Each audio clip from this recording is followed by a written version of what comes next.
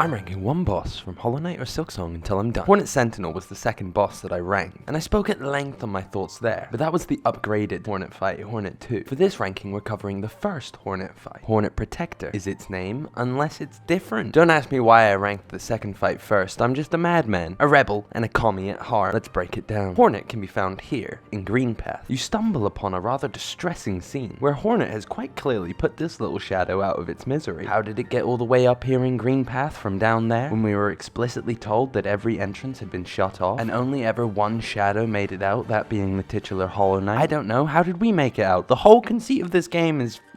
Hornet comes with 4 moves, the perfect number. A dive, a throw, a dash, and whatever you'd like me to call the Dalai Lama move. I'm not afraid to say this, but at first this boss humped me. Nowadays, I can thrash Hornet here. But when I first found her, damn, just damn. I'd like to say, in the Hornet 2 review, I complained rather at length about the topic of body repositioning, where a boss moves so it can make an attack. The reason again why this is important in Hollow Knight is opposed to something like Dark Souls, the bosses in this game have their whole body as a hitbox. So if this boss decides to, I don't know, move without a telegraph, it can, and in Hornet Sentinel's case will, lead to you losing some health, and if I could add, sanity. But I'm happy to report here, due to Hornet 1's lacking moveset and slower movement speed in general, the issue of repositioning isn't a factor. Sure, they still do the jump thing, but it doesn't cause me any serious grievances here. Partly to the lack of our own movement capacity too. Maybe Hornet should have stayed an early game fight. They were clearly still ironing things out, but with all that being said, I actually think it's a fairer and all-round more enjoyable fight than Hornet 2,